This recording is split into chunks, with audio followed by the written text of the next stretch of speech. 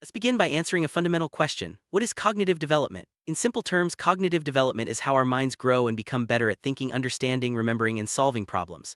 The word cognitive comes from cognition, which means thinking and knowing.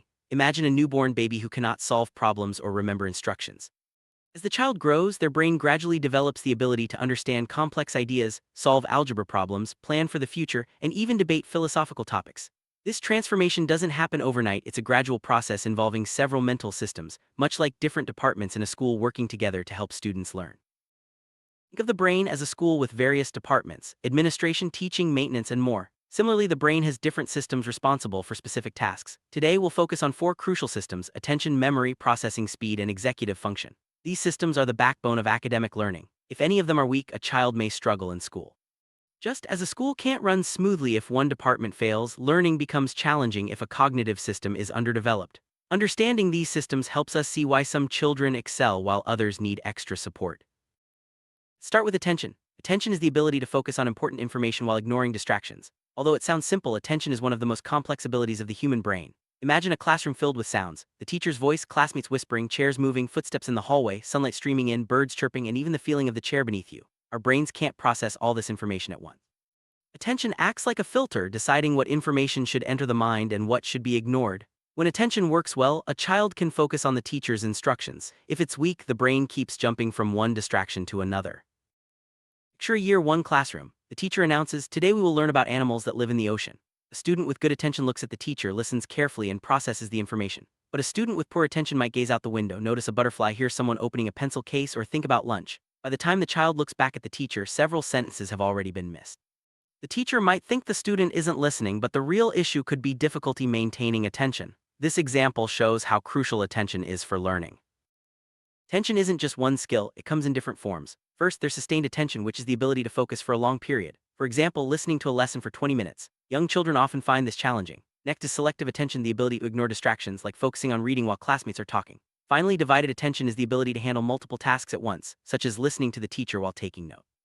Younger children usually struggle with divided attention because their brains are still developing. Each type of attention plays a unique role in classroom learning. Let's look at sustained attention more closely. Imagine a child listening to a 20-minute story. At first, the child is engaged, but after a few minutes, their mind may wander. They might start thinking about recess or what's for lunch. This is normal, especially for young children whose brains are still learning how to focus for longer periods. Teachers often use breaks, movement, or interactive activities to help children maintain sustained attention. Over time, with practice and maturity, children get better at focusing for longer stretches. Selective attention is like wearing mental earplugs. Imagine a child reading a book while classmates are chatting nearby. Despite the noise, the child manages to concentrate on the story. This ability to filter out distractions is selective attention in action. Not all children develop this skill at the same rate. Some may find it hard to ignore background noise, which can make classroom learning more difficult. Teachers can help by creating a calm environment and teaching strategies to manage distraction. Divided attention is the ability to handle more than one task at a time. For example, a student might listen to the teacher while taking notes. This skill is still developing in young children, which is why multitasking can be challenging for them. If a child struggles with divided attention, they may miss important information or make mistakes. Teachers often break tasks into smaller steps or provide extra support to help students manage multiple demands. Now let's talk about memory. Memory is the system that allows us to store and retrieve information. Without memory, learning would be impossible. Imagine if a child learned the alphabet today but forgot it tomorrow, they would have to start over every day. Memory allows learning to build up over time. There are several types of memory, but two are especially important for learning: working memory and long-term memory. Each plays a different role in helping children succeed in school. Working memory is like a mental whiteboard. It's the brain's temporary workspace where information is held while being used. However, working memory has a very limited capacity. For children, it usually holds about 3 to 4 pieces of information at once. If too much information is given at once, some of it may be lost. This is why teachers often break instructions into smaller steps, making it easier for students to remember and follow through.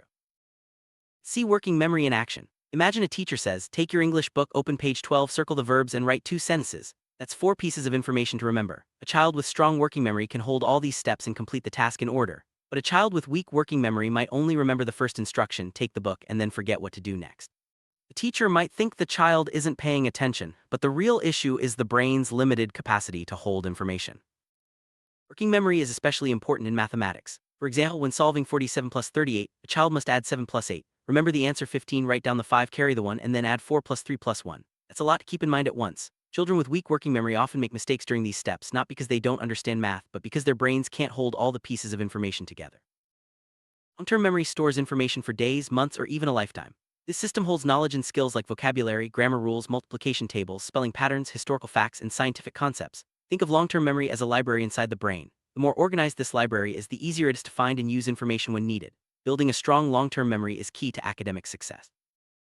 Here's how long-term memory works in reading. When a child sees the word elephant, the brain doesn't need to decode each letter every time. Instead, the word is already stored in long-term memory, so the child recognizes it instantly. This is why experienced readers can read much faster than beginners. Their brains have built a large library of words and concepts that can be accessed quickly. Educational therapists play a vital role in helping children move information from working memory into long-term memory. They use strategies like repetition, making meaningful connections using visual imagery and structured practice. When information is successfully stored in long-term memory, learning becomes much easier and more efficient. This is one of the key ways educational therapy supports students who struggle with memory.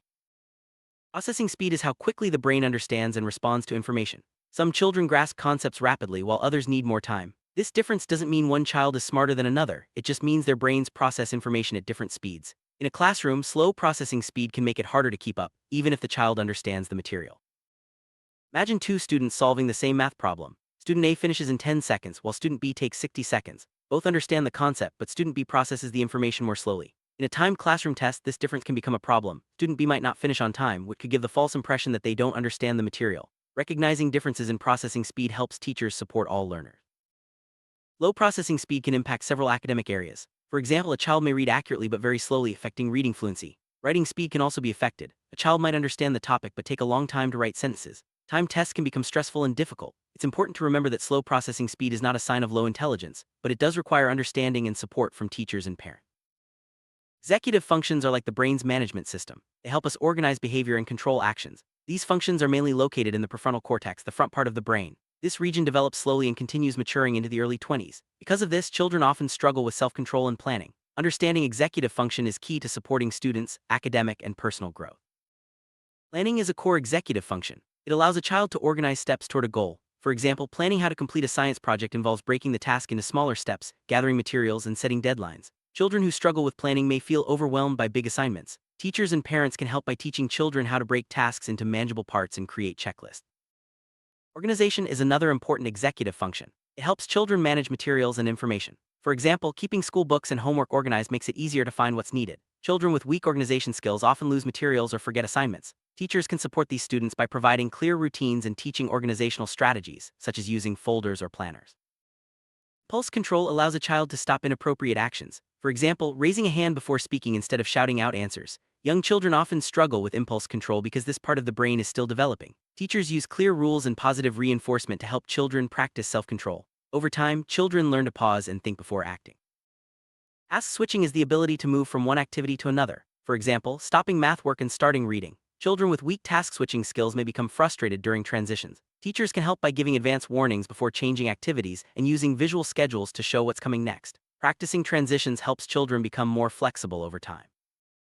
Self-monitoring is the ability to check for mistakes. For example, rereading a sentence to correct spelling errors. Children with weak self-monitoring often submit work without checking, leading to avoidable mistakes. Teachers can encourage self-monitoring by modeling how to review work and providing checklists for students to follow before turning in assignments.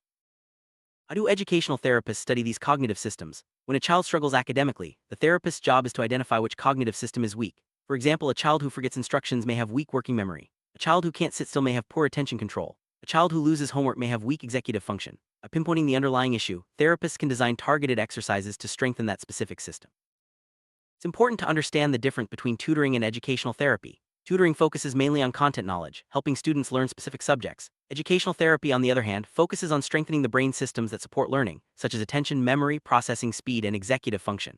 This holistic approach addresses the root causes of learning difficulties, not just the symptom. Key idea is that learning depends on several interacting cognitive systems. Attention, memory, processing speed, and executive function all work together to make learning smooth and efficient. When these systems are strong, students can learn with ease. When one or more systems are weak, learning becomes difficult. Understanding how these systems interact allows educators and therapists to better support students' needs. Educational therapists use their understanding of cognitive systems to diagnose learning difficulties. For example, if a child struggles to follow multi-step instructions, the therapist might assess working memory. If a child is easily distracted, attention may be the focus. Accurate diagnosis is the first step toward effective intervention, ensuring that support is tailored to each child's unique needs. Once a cognitive weakness is identified, educational therapists design interventions to strengthen that system. For example, memory games can boost working memory, while mindfulness exercises can improve attention. Organizational tools like planners and checklists help with executive function. These targeted interventions make learning more accessible and enjoyable for students. Teachers use various strategies to support attention in the classroom. These include breaking lessons into shorter segments, using visual aids, and providing movement breaks. For students who are easily distracted, seating them closer to the teacher or away from windows can help. Consistent routines and clear expectations also make it easier for children to focus.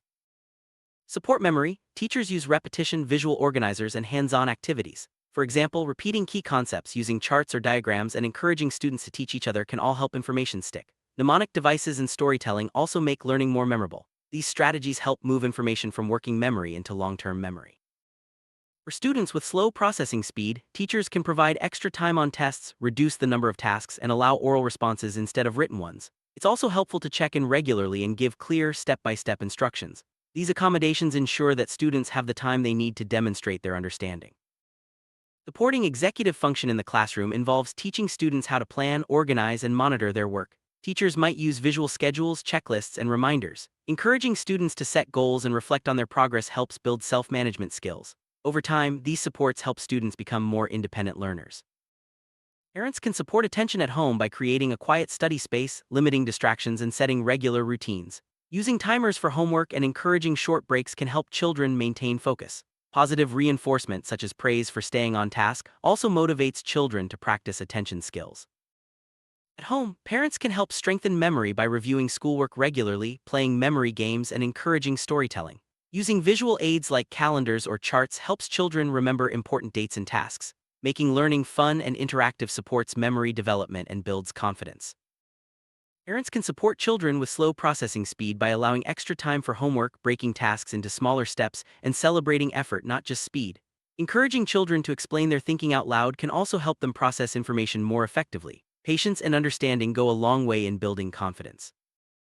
To build executive function at home, parents can help children create checklists for chores, set up routines for homework, and encourage goal setting. Teaching children to pack their school bags the night before and review their work before submission fosters independence. These habits support both academic and life skills.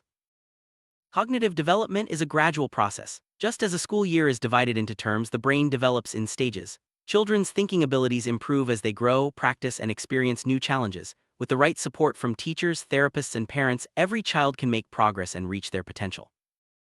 Practice is essential for strengthening cognitive systems. Just as athletes train their bodies, students need regular practice to build attention, memory, processing speed, and executive function. Repetition, feedback, and encouragement help children develop these skills over time. Consistent practice leads to lasting improvements in learning.